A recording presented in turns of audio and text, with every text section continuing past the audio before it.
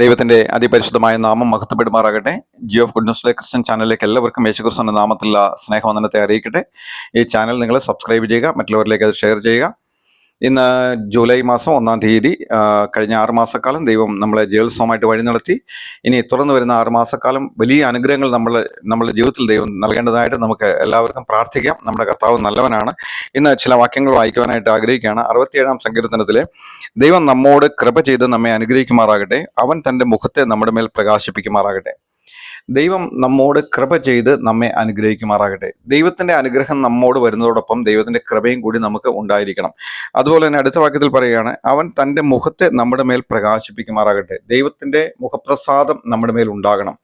ദൈവികമായ ആ ഒരു കൃപയും ദൈവത്തിന്റെ മുഖത്തിന്റെ പ്രസാദവും നമ്മിൽ ഉണ്ടാകണം. കാരണം ദൈവം നമുക്കെതിരായിട്ട് നിൽക്കുവാനായിട്ട് പാടില്ല. നമ്മുടെ ജീവിതത്തിന്റെ എല്ലാ വശങ്ങളിലും നാം ക്രമീകരിച്ച് ദൈവത്തിന്റെ മുഖം നമ്മുടെ മേലെ ഒരു പുഞ്ചിരിക്കുന്ന രീതിയിൽ പ്രസാദമുള്ളതായിട്ട് ഇരിക്കത്തക്ക രീതിയിൽ നമ്മുടെ ജീവിതത്തെ നാം ക്രമപ്പെടുത്തേണ്ടതായിട്ടുള്ള ആവശ്യമുണ്ട്. ദാവീദാണ് ഈ സങ്കീർത്തനത്തിൽ എഴുതിയിരിക്കുന്നത്. ദാവീദ് പറയുകയാണ്, എന്തിനാണ് ദൈവം നമ്മളോട് കൃപ ചെയ്ത് അനുഗ്രഹിക്കുകയും എന്തിനാണ് ദൈവത്തിന്റെ മുഖപ്രസാദം നമ്മുടെ മേൽ വരികയും ചെയ്യേണ്ടതിന്റെ ആവശ്യം?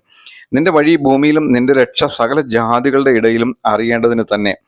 ദൈവം നമ്മുടെ മേൽ പ്രകാശിപ്പിക്കുമ്പോൾ ജാതികൾ ദൈവത്തിന്റെ വഴിയും ദൈവത്തിന്റെ രക്ഷയും അറിയുവാൻ സാധിക്കും. നമ്മൾ ഒരു കാലത്ത് ജാതികളായിരുന്നു. ദൈവത്തിന്റെ കൃപ നമ്മുടെ മേൽ ഉദിച്ചപ്പോൾ നാം ഈ രക്ഷയിലേക്ക് വരുവാൻ തക്കവണ്ണം ഇടയായിട്ട് തീർന്നു. അതുപോലെ തന്നെ ഇപ്പോൾ ദൈവത്തിന്റെ മുഖപ്രകാശം നമ്മുടെ മേൽ ഉദിപ്പിക്കുമ്പോൾ, ദൈവത്തിന്റെ കൃപയുടെ അനുഗ്രഹം നമ്മുടെ മേൽ വരുമ്പോൾ, നാമും ജാതികളോട് സുവിശേഷത്തെ അറിയിക്കുമ്പോൾ അവരും ആ രക്ഷയുടെ സന്തോഷം അവർക്കും ലഭിക്കുവാൻ തക്കവണ്ണം ഇടയായിട്ട് തീരും. അതിന്റെ 3-ാമത്തെ വാക്യത്തിൽ പറയണം, ദൈവമേ ജാതികൾ നിന്നെ സ്തുതിക്കും, സകല ജാതികളും നിന്നെ സ്തുതിക്കും, ജാതികൾ സന്തോഷിച്ച് ഘോഷിച്ചുല്ലസിക്കും.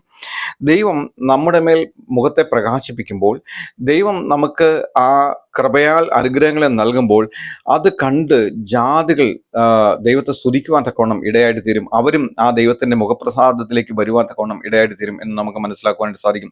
കഴിഞ്ഞ 6 മാസക്കാലം, അതായത് ഈ വർഷത്തിന്റെ 6 മാസക്കാലം എന്നെ സംബന്ധിച്ച് പറഞ്ഞു കഴിഞ്ഞാൽ ദൈവമായിട്ട് കൂടുതൽ അടുക്കുവാൻ തക്കവണ്ണം അനേക സന്ദർഭങ്ങളിൽ ഉപവസിക്കുവാനും പ്രാർത്ഥിക്കുവാനും ദൈവത്തിൽ ആശ്രയിക്കുവാനും ഒക്കെ ദൈവം എന്നെ സഹായിച്ചു. അത് എൻ്റെ ക്രിസ്ത്യ ജീവിതത്തിലെ ഒരു വലിയ അനുഗ്രഹം തന്നെയായിരുന്നു.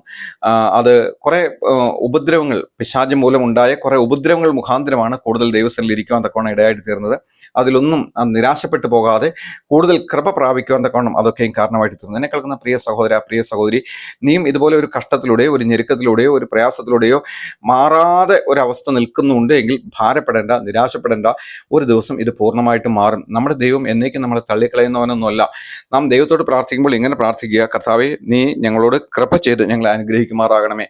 അതുപോലെ ദൈവത്തിന്റെ മുഖപ്രകാശം നമ്മുടെ മേൽ ഉദിപ്പിക്കണമേ എന്ന് നാം പ്രാർത്ഥിക്കേണ്ടതായിട്ടുള്ള ആവശ്യമുണ്ട്. കാരണം ഈ നാളുകളിൽ സുവിശേഷത്തെയൊക്കെ അറിയിക്കുമ്പോൾ തീർത്തും വിഗ്രഹത്തെ ആരാധിക്കുന്നവരും അങ്ങനെയുള്ള പൂജകളും മന്ത്രങ്ങളും എല്ലാം ചെയ്യുന്ന ആളുകളെല്ലാം യേശുക്രിസ്തുവിന്റെ രക്ഷയിലേക്ക് വരുവാൻ തക്കവണ്ണം നമ്മളെ ദൈവം കരങ്ങളെടുത്ത് ഉപയോഗിക്കേണ്ടതിനായിട്ട് നമുക്ക് വളരെ പ്രാർത്ഥിക്കേണ്ടതായിട്ടുള്ള ആവശ്യമുണ്ട്. കാരണം നമുക്ക് ചുരുങ്ങിയ ഒരു കാലയളവേ ഈ ഭൂമിയിൽ ദൈവം വെച്ചിട്ടുള്ളൂ. അതും രക്ഷിക്കപ്പെട്ടതിന് ശേഷമുള്ള നമ്മുടെ വയസ്സ് കണക്ക് കൂട്ടുകയാണെങ്കിൽ അധികം പ്രായമൊന്നും നമുക്ക് ആയിട്ടില്ല. കുറച്ച് നാളുകൾ കൂടി ഈ ഭൂമിയിൽ നമുക്ക് ദൈവം തരുമ്പോൾ, കുറച്ച് വർഷങ്ങൾ കൂടി നമുക്ക് ദൈവം ഈ ഭൂമിയിൽ തരുമ്പോൾ അത് ദൈവത്തിന്റെ നാമത്തിന്റെ മഹത്വത്തിന് വേണ്ടി നാം പ്രയോജനപ്പെടേണ്ട ആവശ്യമുണ്ട്. ഒരുപക്ഷെ നമുക്ക് ദൈവം വീണ്ടും ജനിച്ചതിന് ശേഷം ദൈവം അനവധി അവസരങ്ങളൊക്കെ തന്നു, അതിലൊന്നും ശോഭിക്കാൻ പറ്റിയില്ല എന്നോർത്ത് നാം ആരും നിരാശപ്പെടേണ്ട കാര്യമൊന്നുമില്ല. കാരണം നമുക്ക് ദൈവം എപ്പോഴും അവസരങ്ങൾ തരുന്ന ദൈവമാണ്. ഈ ജൂലൈ 1-ാം തീയതി നാം ദൈവസന്നിധിയിലെ കർത്താവെ എനിക്ക് ശോഭിക്കുവാനായിട്ട് കഴിഞ്ഞിട്ടില്ല, ഞാനൊരു പാസ്റ്ററാണ്, ഞാൻ അല്ലെങ്കിൽ ഒരു ശുശ്രൂഷകനാണ്, ഒരു സുവിശേഷകനാണ്, പക്ഷെ എന്നാൽ എനിക്ക് കർത്താവ് ഉദ്ദേശിക്കുന്ന രീതിയിൽ ഒരു ശുശ്രൂഷയിൽ മുന്നേറുവാനായിട്ട് കഴിഞ്ഞില്ല എന്നൊക്കെയുള്ള നിരാശകൾ നമ്മളെ പിന്തുടരുവാനായിട്ട് പിശാച് നെഗറ്റീവായിട്ടുള്ള ചിന്തകളെല്ലാം നമ്മുടെ ജീവിതത്തിലേക്ക് കടത്തിവിടാൻ സാധ്യതയുണ്ട്. പക്ഷെ നാം അതിലൊന്നും ഭാരപ്പെടേണ്ട ആവശ്യമില്ല. കാരണം ദൈവം എന്നും പുതുക്കി നമ്മളെ മുന്നോട്ട് നയിക്കുന്ന ഒരു ദൈവമാണ്. നാം വീണാലും എഴുന്നേൽക്കും, നീതിമാൻ 7 പ്രാവശ്യം വീണാലും എഴുന്നേൽക്കും ദൈവത്തിന്റെ വചനം പറയുകയാണ്. അതുകൊണ്ട് ഇന്നലകളെ കുറിച്ച് ഓർത്ത് ഭാരപ്പെടേണ്ട. ഇന്ന് ഈ ജൂലൈ 1-ാം തീയതി മുതൽ ഒരു പുതിയ അനുഭവം, ഒരു പുതിയ ശക്തി, ഒരു പുതിയ വെളിപ്പാട്, ഒരു പുതിയ വെളിച്ചം, ഒരു പുതിയ അഭിഷേകം, ഒരു പുതിയ നടപ്പ് എല്ലാം നമ്മുടെ ജീവിതത്തിൽ ഉണ്ടാകുവാൻ തക്കോണം ദൈവത്തിന്റെ പരിശുദ്ധാത്മാവ് നമ്മെ ഓരോരുത്തരെയും സഹായിക്കുമാറാകട്ടെ. കർത്താവിന്റെ വലിയ നാമം ഇന്നും എന്നേക്കും വാഴ്ത്തപ്പെടുമാറാകട്ടെ. നമുക്ക് പ്രാർത്ഥിക്കാം. ഞങ്ങളുടെ സ്വർഗീയ നല്ല പിതാവായ ദൈവമേ, ഇന്ന് വചനം കേട്ട എല്ലാ മക്കളെയും നീ അനുഗ്രഹിക്കണമേ കർത്താവേ. എല്ലാവരോടും അങ്ങ് കൃപ ചെയ്ത് അവരെ അനുഗ്രഹിക്കണമേ കർത്താവേ. അങ്ങയുടെ മുഖപ്രകാശം എല്ലാവരുടെ മേലും അവിടെ ഉദിപ്പിക്കണമെന്ന് പ്രാർത്ഥന. അനേകർക്ക് ഈ രക്ഷയുടെ വഴി കണ്ടെത്തുവാൻ തക്കവണ്ണം അതൊക്കെ കാരണമായി തീരണേ. ഞങ്ങളുടെ സാക്ഷ്യങ്ങൾ, ഞങ്ങളുടെ ജീവിതങ്ങളെല്ലാം കണ്ട് അനേകർ ഈ മുഖശോഭയിലേക്ക്, യേശുക്രിസ്തുവിലേക്ക് വരുവാൻ തക്കവണ്ണം കർത്താവ് കാരണമാക്കി തീർക്കണമെന്ന് പ്രാർത്ഥിക്കുന്നു. ഞങ്ങളെ സൂക്ഷിച്ചുകൊള്ളണമേ കർത്താവേ. ദുഷ്ടന്റെ കയ്യിൽ അകപ്പെടാതെ ഞങ്ങളെ കാത്തുകൊള്ളുമാറണമെന്ന് പ്രാർത്ഥന. വചനം കേട്ട് എല്ലാവരും അനുഗ്രഹിക്കണമേ. അവിടെ ഞങ്ങളെ പ്രാർത്ഥന കേട്ടതിനായിട്ട് സ്തോത്രം, മഹത്വം എടുത്തായിട്ട് യേശുക്രിസ്തുവിന്റെ പരിശുദ്ധമായ നാമത്തിൽ തന്നെ. ആമേൻ, ആമേൻ.